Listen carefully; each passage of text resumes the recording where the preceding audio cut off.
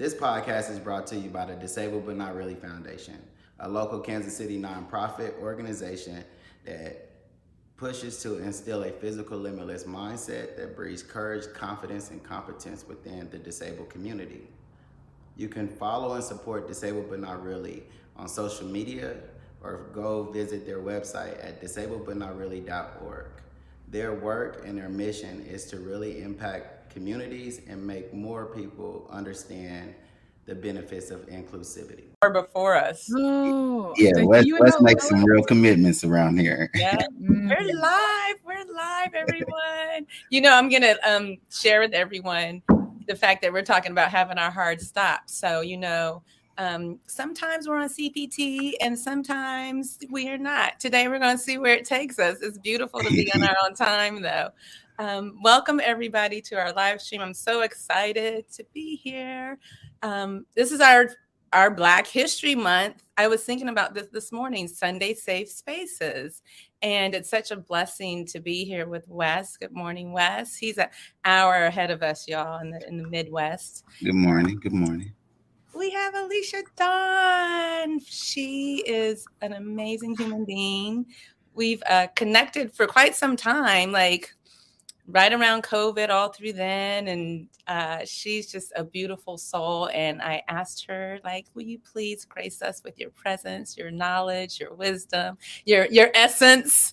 And she definitely said yes, which I was so honored because I know you're so busy. And she is a mother. She is an advocate. She is a fellow yogi. We've been teaching yoga both for a very long time. She runs her own stuff. She is a businesswoman and an entrepreneur. She is an artiste. And for that, we're wanting to lift her up and bring her wisdom to this space. So welcome to Sunday Safe Spaces, Alecia. Thank you for having me. I'm excited to be here. So we're ready to kick off this morning. Can you share yourself with our group? And then I'll, after you do that, I'll introduce the topic that we're going to be talking about.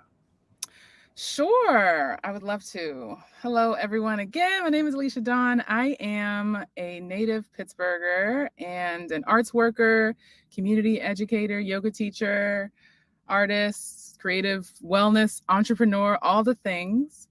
And I am the founder of YOGAMOTIF, which is a creative wellness yoga studio based out of Pittsburgh. We're celebrating our 4-year anniversary in a few weeks. I think I'm approaching March. Is it still winter?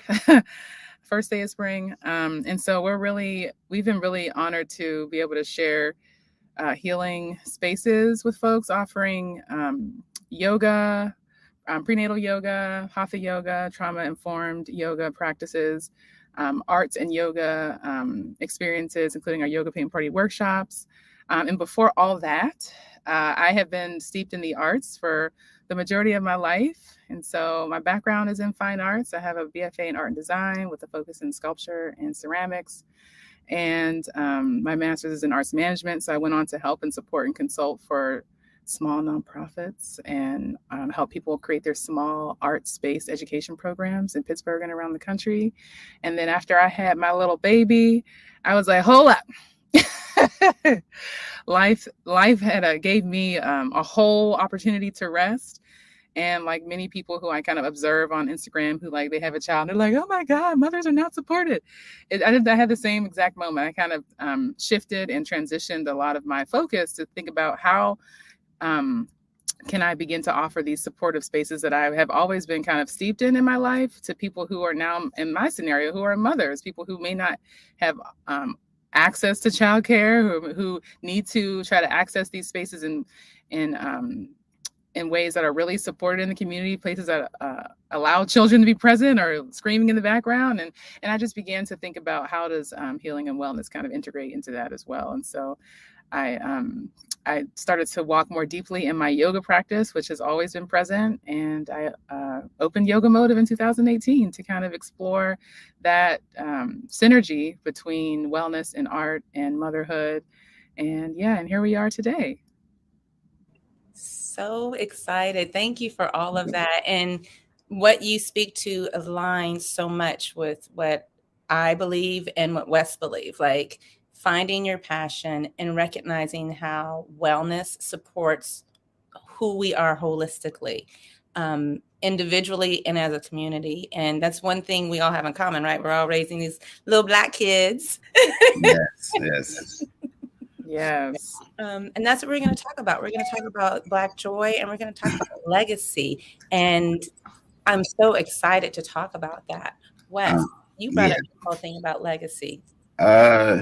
It's always about legacy for me. I think about just, I'm growing up still. Every day I grow, right? Like, I love saying that. But just being brought up as a Black man, in America, because that's where we are, but just acknowledged around the world, the legacy normally stops, that has been shared with us. It's like there's no advancement when it comes to those that are leaving legacies within our community, or it's not talked about on a higher platform. I think in the last 2 years, we've done a great job.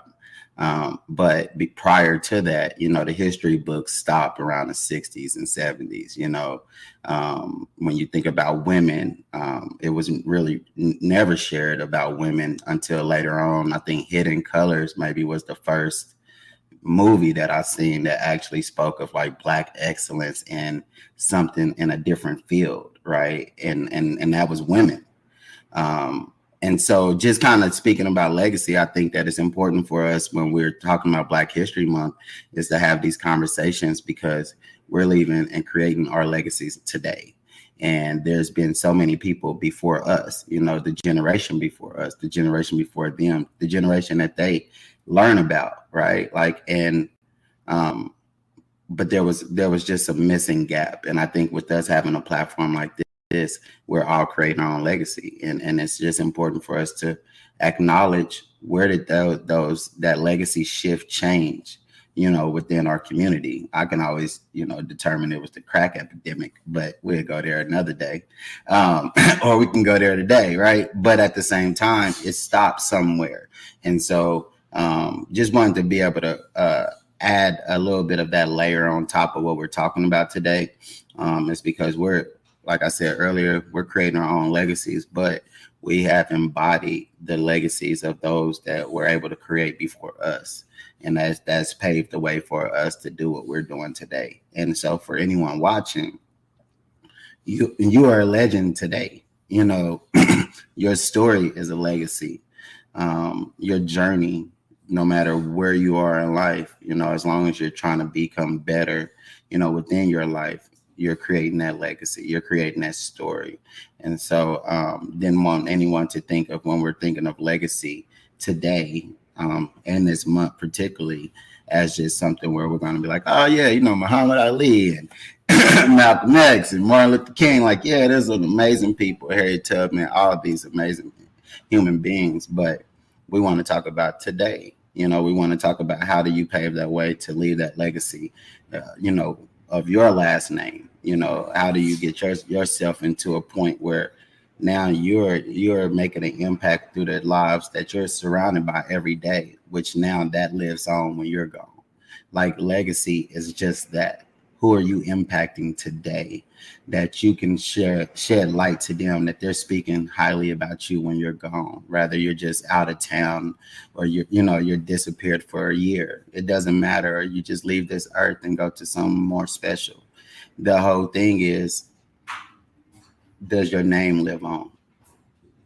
And that's what we're here today.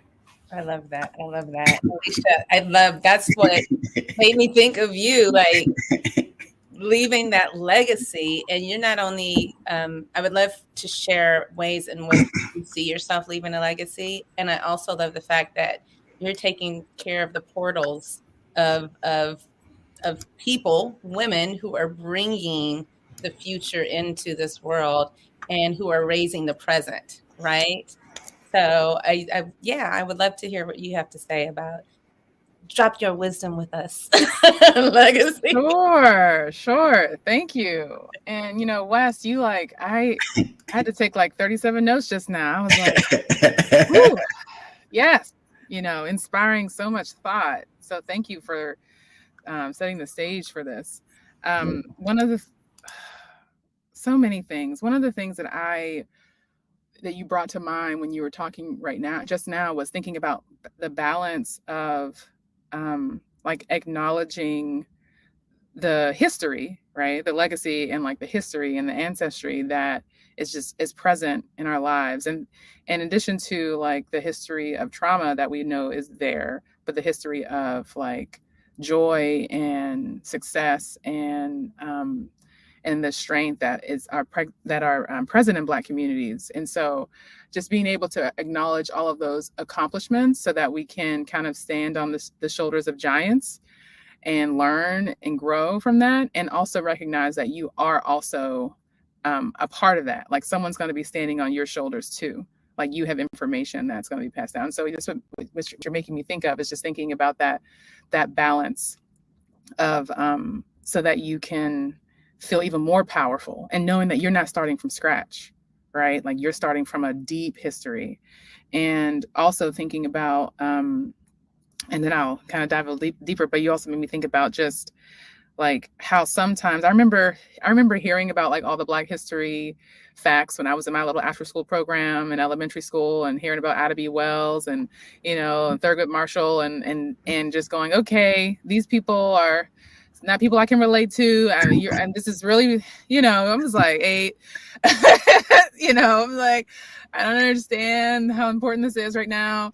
And I don't understand how I can even put like make any impact into this type of conversation. But just recognizing that like how powerful and influential like you really are, like even whenever you're standing next to giants or standing on the shoulders of giants, or thinking about just the ripple effects of significant characters, like that you can be one of those significant characters too. Yeah. And it's just like, I was listening to another podcast, I think it was Hidden Brain, and they were talking about the power of influence and how much most people didn't realize how influential they actually were in like all these studies. And if people actually really were able to recognize, like even my daughter, like thinking about legacy, like even my daughter, this child is my muse. She's 6 years old. And she has no idea how those little notes and those little things that she says, how much they really influence me as like, not just as her mother, but just like as a human being.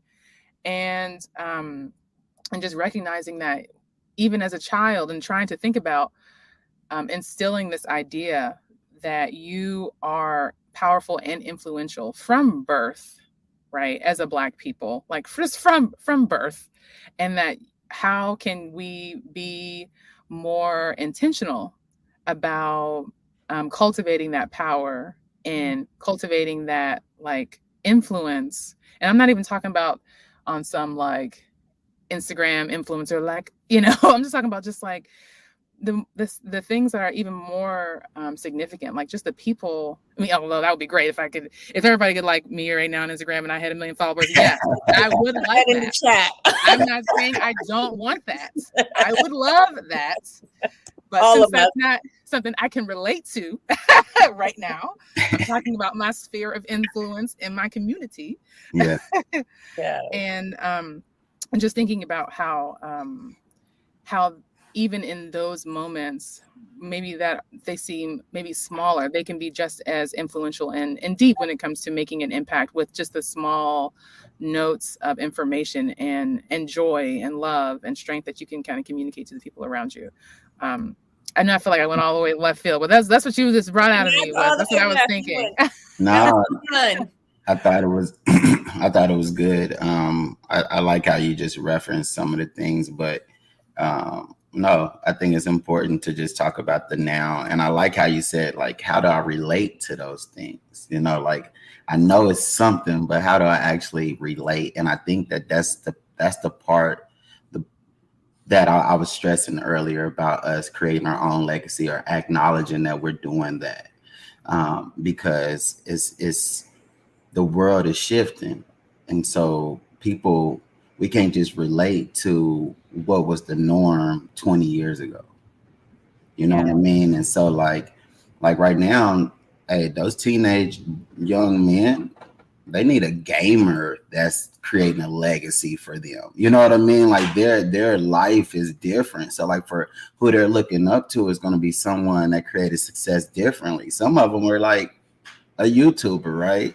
And that's who's creating a legacy for them to follow a path. And so it's kind of more when things are instilled, we also have to pay attention. Like I was just going to buy this hoodie the other day, right? And this hoodie was all these legends, right? Like all these Black history legends, but it was mugshots. Every picture was a mugshot. And what it was for me was a realization that even though these people created legacy, they were beat down, they was discriminated. They wasn't like, they were creating change, but also being like bounded in chains, you know, by the perception of society. So yes, they created something. And what I'm getting to is that we're living a lot more free. And so when we create our legacy, or at least embody it, we should be able to show people how to live in free without the perceptions of other people, without having to feel like we got to make sure that we can get and share the same water fountain. Like those were adversities that they had to face on top of creating a legacy, you know? And so for us, it's like, well, we have freedom, or we should pay attention to our freedom. And if we pay attention to that, then we can actually start to focus on how do we impact people and individuals around us, as well as get the seeds that are planted organically through like our children, as you spoke of earlier. You know, like these are seeds that are getting shared with us every day. We just got to find a way to take those seeds and be inspired by them the same way as we can take a quote from somebody 40 years ago and still say that this is now, right? Like what's now is different. Like now is even everything we're talking about on this call. And so I really liked what you said, even like it should just be more relatable history. You know, as Black men, most of our legends and legacy was anyone in sports. I thought about it when I was in the shower this morning. Like I never played sports. You know, I would never play sports. But for me, that was like the legacy that I had only thought of creating. You know, like I was just going to be this sports player. Like I couldn't see a lawyer. I couldn't see someone in farming, you know, agriculture. Like they're there. But where are those legacies that put us different than the perception that society already sees us?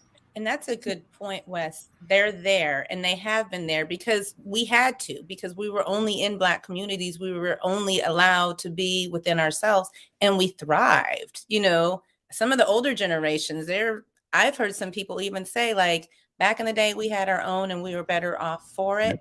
But media plays a really big role in portraying the lane that they want you to stay in. And I loved, Alecia, how you're talking about intentionality, because we do have freedoms now that are different than what we had before, but we are still bound. Wes, you always say that. You're like, before I was in this wheelchair, I was in more bondage as a Black man on 2 feet than I was than I am now. Yes. Right. Yes. And so being able to be intentional and to like almost take the veil off, like take the blinders off. You don't have to be a sports figure. You don't have to suffer. Alecia, in your space, like Black women die more often than white women from giving birth today, in present day. I reposted something where they don't listen to Black men. They don't listen to Black women when we say we're in pain or we need more support. You could have the same income as somebody else who is not Black, walk into a hospital, say, you know, my kidney hurts. And they're like, oh, okay, go home, drink some water, where somebody else might get some tests and get some results.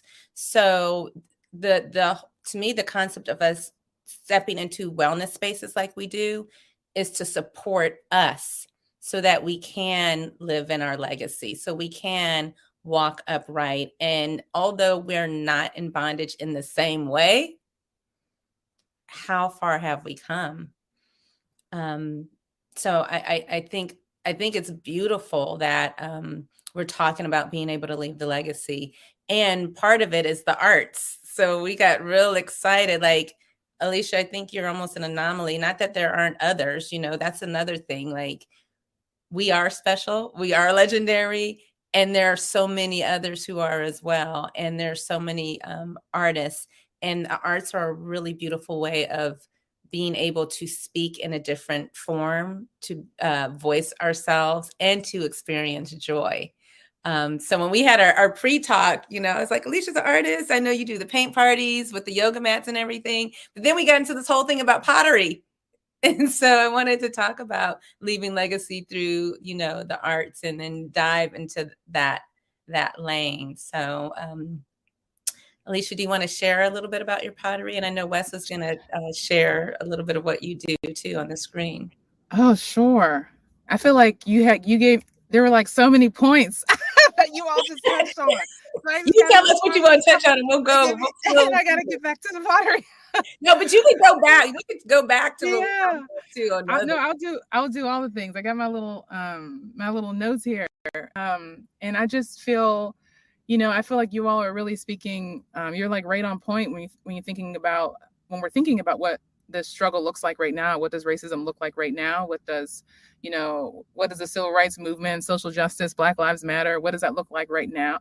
In this moment compared to even 10 years ago, 20 years ago. I was looking at something on, I don't even know what it was on TV, and just thinking about, I said that came out 15 years ago, because that person couldn't say that on TV right now. Right. And so just thinking about even in our recent history, how things have shifted, and being able to, and accountability has shifted, right? And in many directions, I feel like it can get a little bit extreme.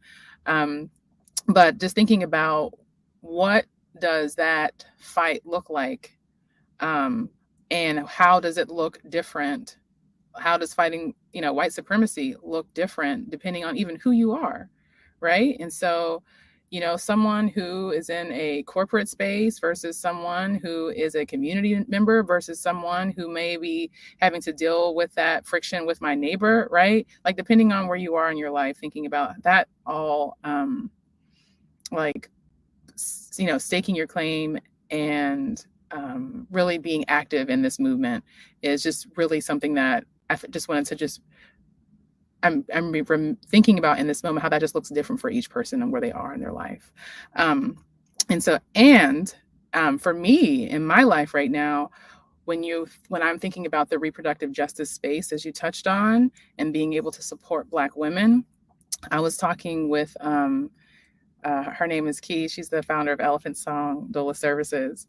And she reminded me in conversation about one of the ways that we protect ourselves from that trauma and that injustice is like really having deep joy practices and being able to offer ourselves. And I'm not even talking about like that surface level Instagram, there's like a horse frolicking in the meadows and you're happy. I'm talking about that like deep, rich, like invitation of joy, so that it really supports your mental health and your wellness.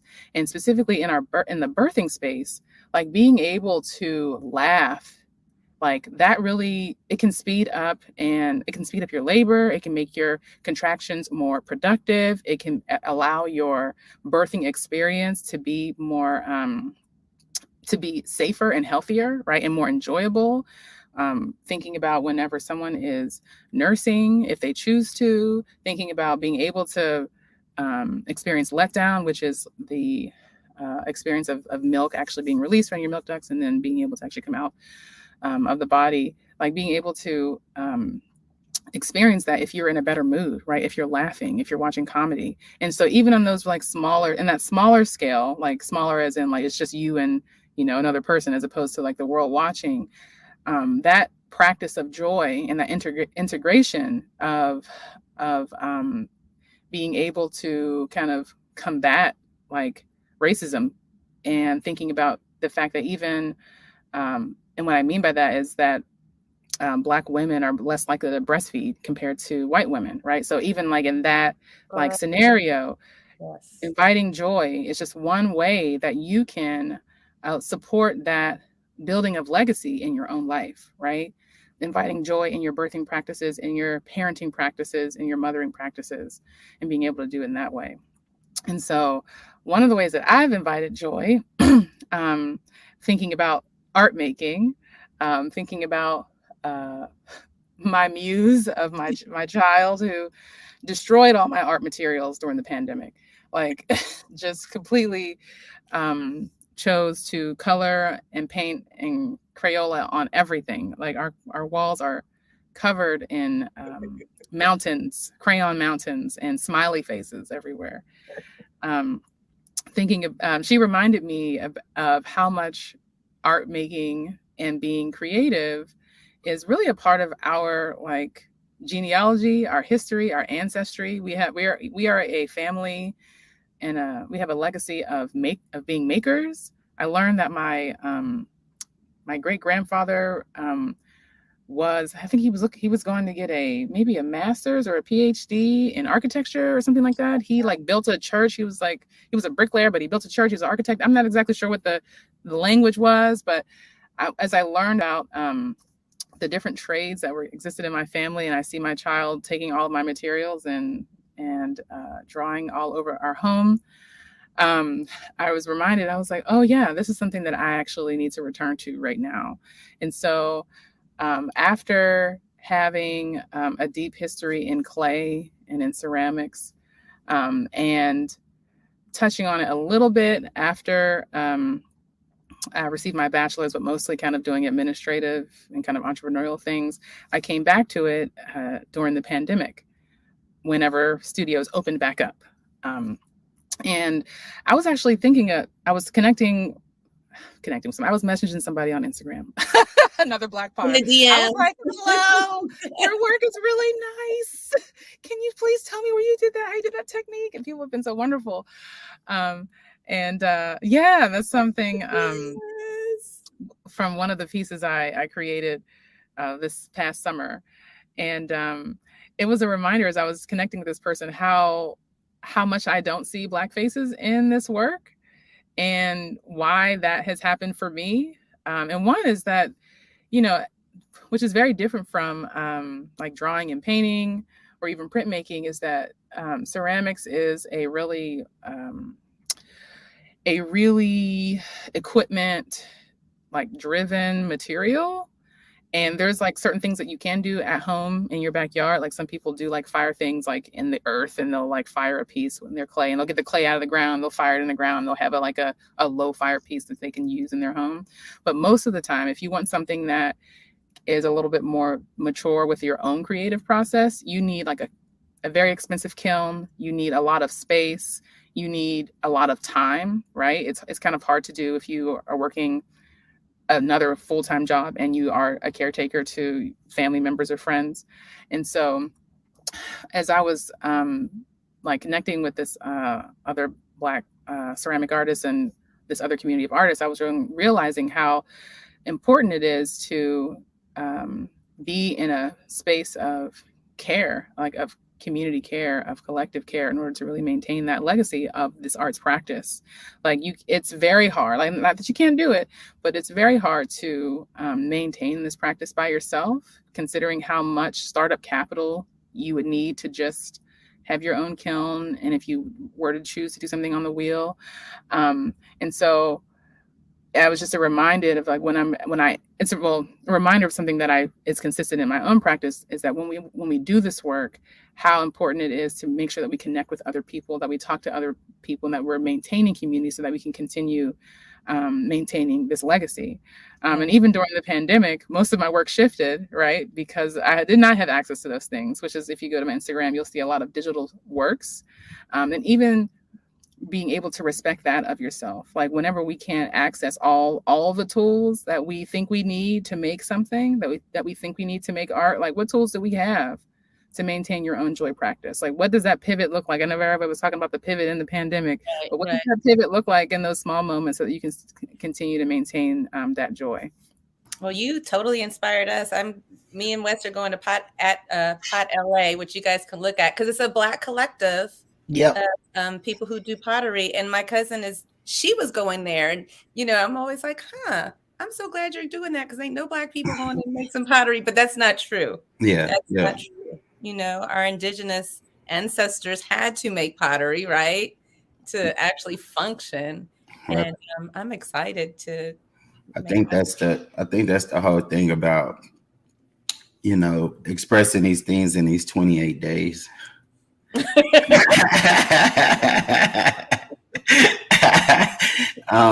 But literally just thinking about,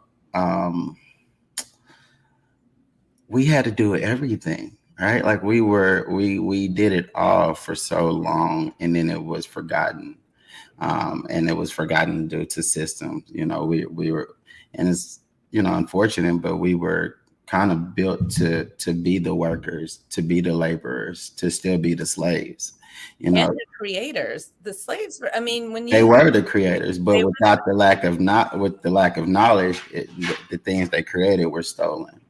And still to this day, if you're not picking up a book to read, your thoughts and ideas can be stolen again.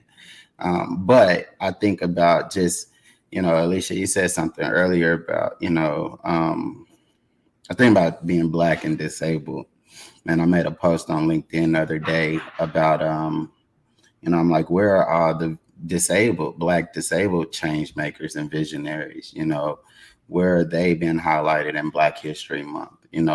Where are the ones that made differences in the 60s and the 50s, and I'm like, well, that's never really shared either. And it's like the direction of what wanted to be shared to lead us into certain lanes is kind of the only thing that was exemplified.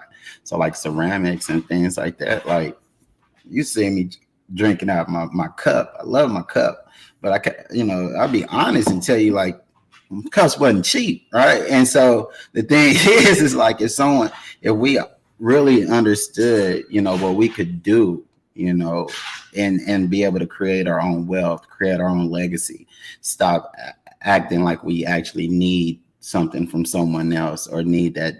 I think that's where these conversations come. It's like, how do you find your power in the things that you have already? How do you find power in doing things that maybe you didn't think would create a good life for you? You know what I mean? Because you're not in that lane. I talk about, I was an athlete when I first started, like adaptive athlete, competing, bodybuilding, CrossFit. And I did, I still work out. I just don't share it a lot because I realized that most people, especially with disability, the only lane that people see is sports. So Paralympics, working out, and so it was more of an inspiring story, but there was no entrepreneurship in that. There was no actual, a bigger vision in that. It was just me doing some shit without my legs and everybody thinking that was amazing, but once they started, I always talk about it, but once they started asking me continuously to climb a rope in my wheelchair, I had to realize I wasn't the monkey. And that was when I started to open up different lanes. I became a model. I became a speaker. I became all these other things that they didn't want me to be because I was only in a lane that was fitted for me. You see what I mean? And just as a person with a disability and then being Black on top of that. So when you were speaking about, certain areas, that we don't get the representation in, I think that a lot of it is intentionally done. So we have to go back and, reference to what you said earlier about being intentional about the things that we're doing today to make sure that it's leaving impact in others, but also creating what we haven't seen. I would love, literally just looking at your work on your Instagram is constantly inspiring just because I follow a lot of people that are in the work that you're doing, none of them Black, and so for me, it's actually a beautiful thing to see because now I have something that I could share with individuals that give them that representation of themselves, and I think that that's the legacy. Legacy is being able to see representation of yourself to find that particular lane or create, you can reinvent the wheel in a sense, but perfect it. And I think, when we're looking at our legacies and looking at things like that, we're not finding perfection because there's no representation. Yeah, and there's space for everybody. There. I feel like Alecia now, I have all these notes now from everything you guys said, but there's space. One, I was listening to you mention, throughout this whole 28 days, Black history, you're like, Yeah, there's Black history, but they don't highlight Black people with disabilities. And it made me very curious because more Black people have disabilities than other populations. And you think of some of the reasons why: socioeconomic reasons, laborers, you know, even back in the industrial age, like you were more prone to get a finger sliced off or a hand sliced off. Um, Veterans, you know, aging, you know, poor nutrition. There's so many factors that contribute to people becoming ill and becoming ill, and as a result of that ending up with some kind of physical, mental, visual disability. A disability does not mean that you're ill and not functional. It just means that there is an obstacle, there's a difference. And when I was looking up the history, so we have a newsletter, everybody. I feel like Alecia now, like, check out our Open Spaces newsletter. Every week we've been dropping newsletters, and you know, it's like, you know, nobody ever really talked about the fact that Harriet Tubman had epilepsy. You know, like, she had a disability. Nobody highlights that. They highlight she was a badass too. You know what I mean? And it all goes together. You can't take away her epilepsy and take away the fact that she was a woman and take away that she was strong. All of that holistically made her who she is. This week's highlight is Stevie Wonder. Child prodigy, a genius. He lost his sight when he was born, and he lost his sight after he was born because there was too much oxygen in the incubator. And that's where we see, like, we've moved forward in a lot of ways, but we need to support each other and embrace everything. You know, in LA, that's where I grew up, you know, somebody that, you know, it wasn't violent all the time or anything like that. But you talk about, like, somebody may have gotten into a fight, had a gang shootout, you know, Pookie's in a wheelchair. That's my cousin. You know what I mean? Like, it's not like it was so different. And why do we not show that? And I think that's important.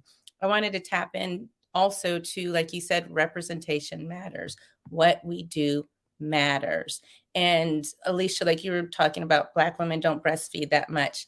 I breastfed because my aunts sat around and breastfed all day long. And that's what I knew because that's what I saw. But society tried to push away against that. Brothers like, oh, we don't want to see her titty hanging out. You know, or the fact that, no, you got to get up and you got to go to work in 6 weeks. You don't have time to be sitting around. That's a luxury. But guess who were the nursemaids to the white kids on the plantations? So it's not outside of our culture. And I do think it's important that we recognize this. But when we talk about Black joy, the deep Black joy, I'm so happy that you tied that into wellness, Alecia. Like, and I would love to, like, have you share a little bit more about that. Yes, of course. And thank you both for, sharing that. One of the things that I focus on is thinking about creativity as a wellness practice. And so I think about creativity and intuition to be very similar. And it can be those, like, really subtle moments where you feel like your inner voice is talking to you. That's just like, oh, maybe I should go left and go right. Or maybe I should make spaghetti for dinner instead of whatever, this rice dish. And also think about, in another sense, in a more physical sense, right, of thinking about birth, right, like creating, like, life with your body.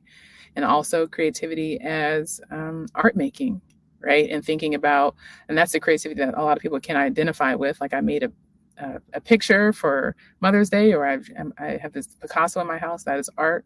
And I think all of those things are expressions of the creative practice that can allow people to access their wellness journey. And what I mean by that is, I think that those creative practices are examples of you walking in your own path and walking in ways that are closer to yourself and closer to whatever you need in this life experience.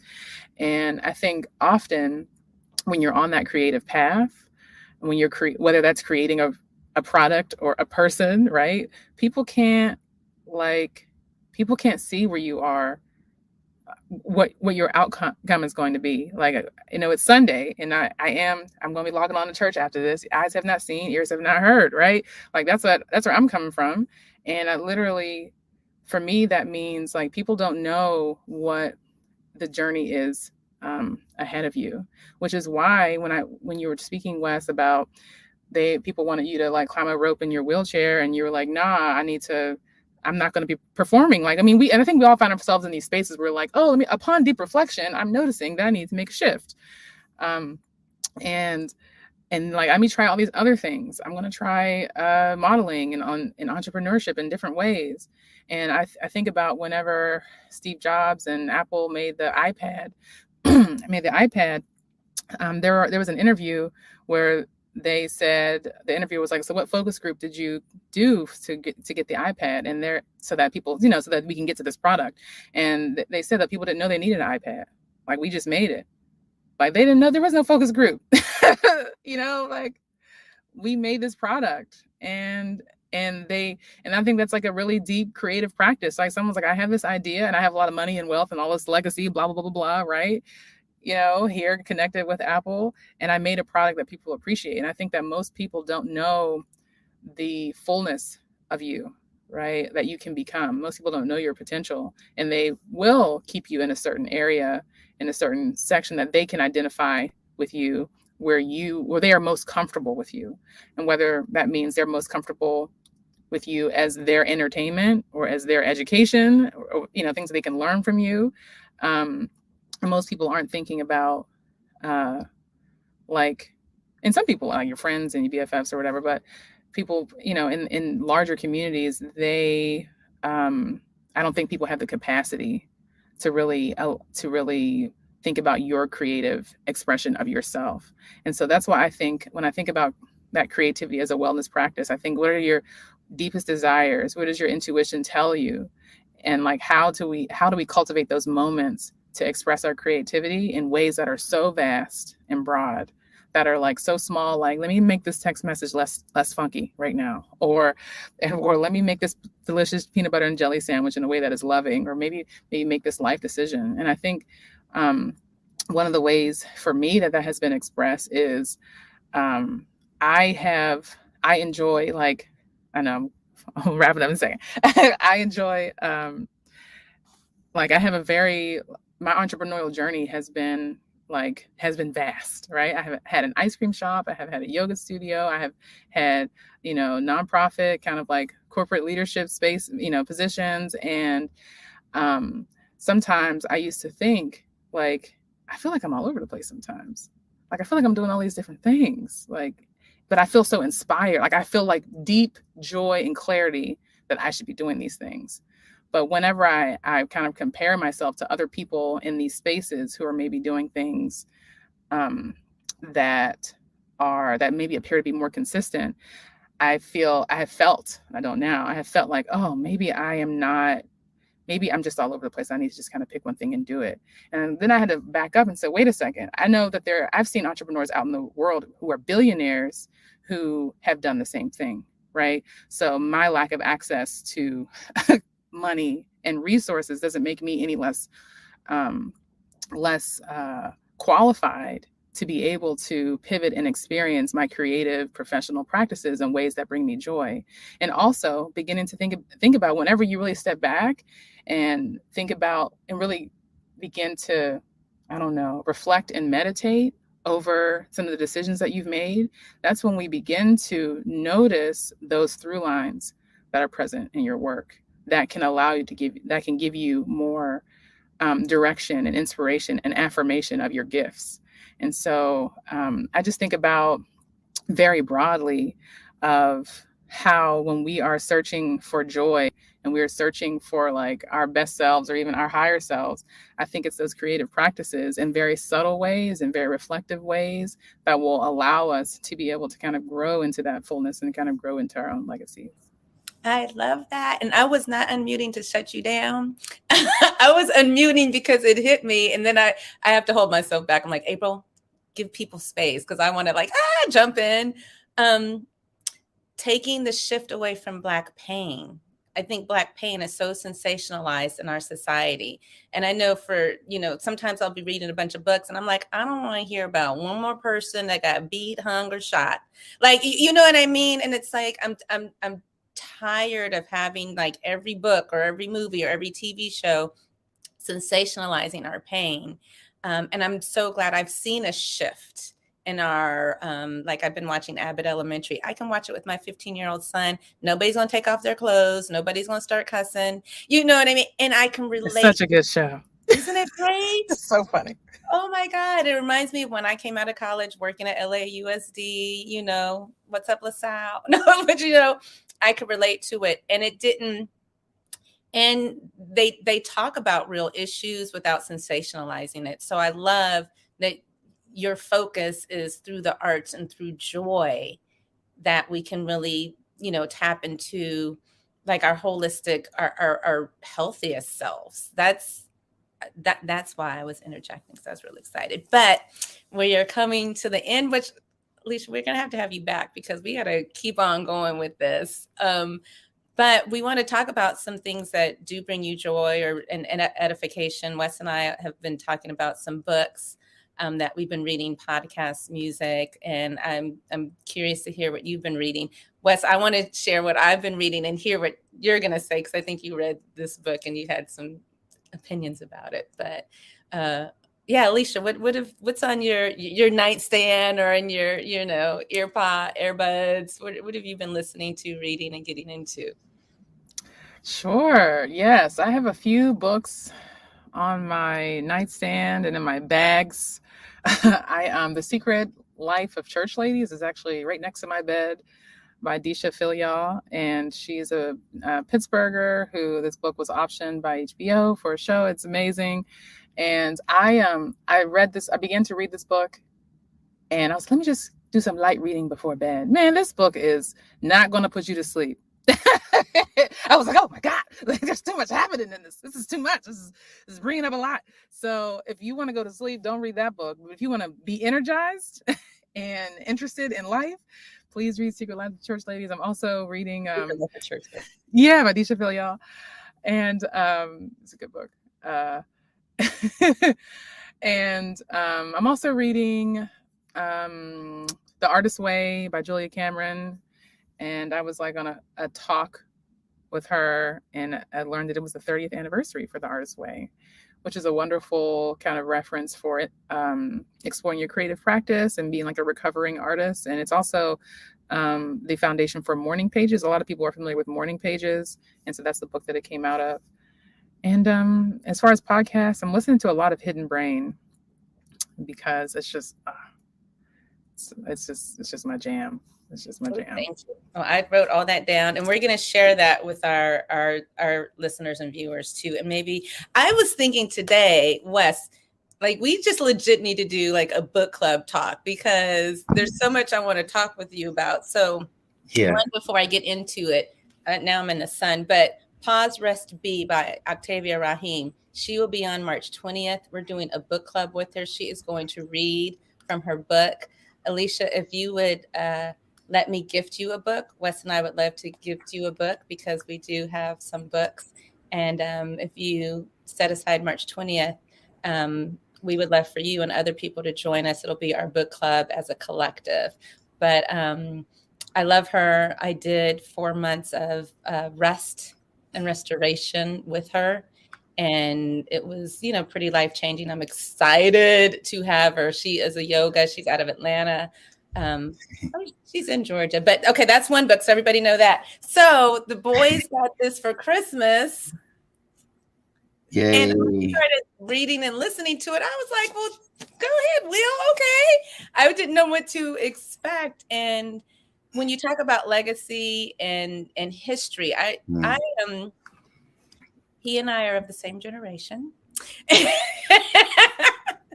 And I just love, I love hip hop. I love hip hop history. I love, definitely. I'm old school Tribe. I'm back in the day.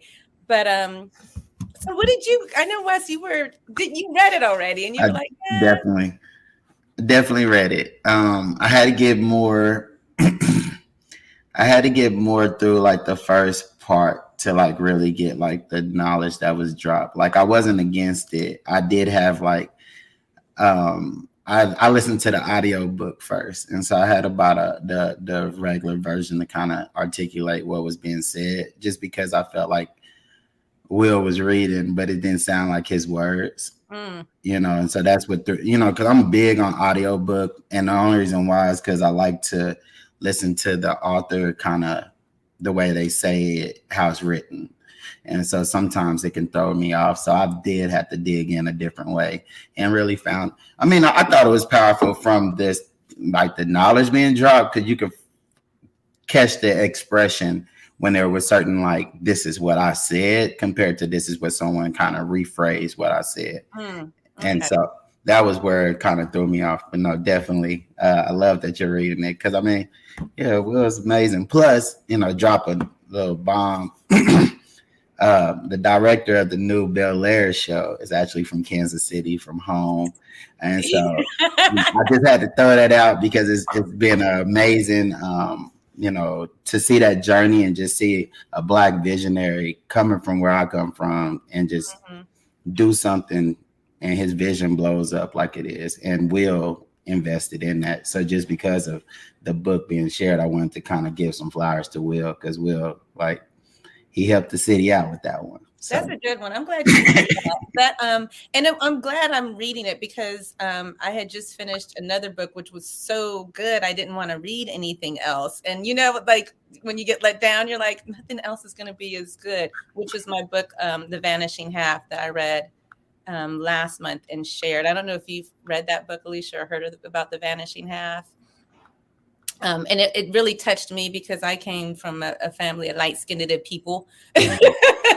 And I understand some of that happened in my history. So that was good. So thank you, Alecia. We're going to share your two books, because now that you told me that the Church Lady, the Secret Life of Church Ladies. Yeah, it's scandalous. So girls. And your too is that Will's mom is from Homestead. Hey. Oh. Yes. Which you guys are not in Pittsburgh. Well, you describe it, because I'm not a native, Alecia. I'll let you speak to Homestead's origins. Next to Pittsburgh. I don't have the history of the, geography of Pittsburgh area. Homestead is right next to Pittsburgh. Has it always been like primarily an all Black community? See, you asking for all those facts about Homestead, and I don't have it. One thing about my legacy is Homewood. She said Homewood. Okay. That's why you don't let me talk about stuff from Pittsburgh, you guys, because I don't know. Okay. Thanks, I'm like, Homestead. It's like kind of right next to Pittsburgh. It's across the bridge. It's a completely different space. Homewood is a primarily Black community in the east side of Pittsburgh. It's Pittsburgh is full of rolling mountains and hills. It's one of the flatter spaces. It's like one of the in one of the larger stretches of flat land in Pittsburgh. And actually my great grandfather was from Homewood as well. He grew up there. And actually that's how my dad and my mother met. My dad came to Pittsburgh from Virginia. He lived in Homewood, and my mom was braiding hair, and that's how they hooked up. So there's some facts about Homewood. I'm like, I don't really know about Homestead. It's outside of Pittsburgh. So I'm like, it's the population density, blah, blah, blah, so. That's why you don't let a California girl try to drop any Pittsburgh knowledge. I knew that. I love it. Yeah, I was real surprised when he said my mom's from Homewood. I was like, what? Wow. It's that cool legacy. So April, before we finish, I want to drop my book. Yes, go ahead. Gotta drop my book. The book I'm reading actually is called Battle Cry. It's by Jason Wilson, and I met him when I was doing a Black History Month Gymshark campaign last month. And I didn't know much about his story, but he really, if I needed Black men to read books, I think it would be his. And just because he talks about masculinity, vulnerability, legacy, history, and he just talks about authentically being able to cry. I think that it's those small things of the power in crying, the power, in channeling your anger as a Black man, and then even for him to take acknowledgement of his anger as a Black man in his relationships and how that shifted his mind and everything. So Battle Cry, Jason Wilson, powerful book. Black men, Black women, everyone can read it, but definitely for Black men, I would love for them to tap in. All right, thank you. So I have our little book list. First Ladies, The Artist's Way, Battle Cry, and Will Smith's book. We will put that on our book list for you guys in our newsletter. We'll drop it in our chat. And then Octavia Rahim's Pause, Rest, Be. You all have opportunities this month that we'll share with you to also win a free copy. Alecia, we are going to gift you a copy. So excited. Oh, I know. Isn't she like a beautiful spirit? It's going to be wonderful. And shoot, me and Alecia are going to be doing some stuff too, you guys. So I already got her reeled in. We got studio space. We're going to have some joy and some rest and restoration and some healing. Again, an hour was a good amount of time. We were able to get some really I got a lot of wisdom and some nuggets in. Alecia, thank you so much. Thank your family for letting you escape. I escaped. My cape, like all they saw was like the poof of wind and smoke as I shut the door. Your husband's like, where'd she go? Where's the babies? Mommy, shut. I'm like, thank you. We look forward to doing this again next month, you all. March 20th, we're going to meet around noon as opposed to our regular 10 a.m. time. We're going to have some book club time. We're going to get cozy. Any closing words, Alecia, that you have? Oh, I just hope that folks are watching now and later that you are able to take time to experience your joy practice, no matter how big or how small, that you are fully present in it and that it is an opportunity for you to live well. That was beautiful. No matter how big or how small. Thank you. Well, enjoy. We got sun out here today, Wes. You? Yep. Let's enjoy it. I love you guys. All right. Bye. Your weekend. Bye. Thank you for joining us and listening to the podcast. If you would like more information on the guests and the stories that you've heard today, and to hear stories from others, subscribe to the podcast. We also invite you to subscribe to Open Up Pittsburgh's newsletter, as well as our YouTube channel. We want you all to take care, and remember to make your own stories. This is April. Peace.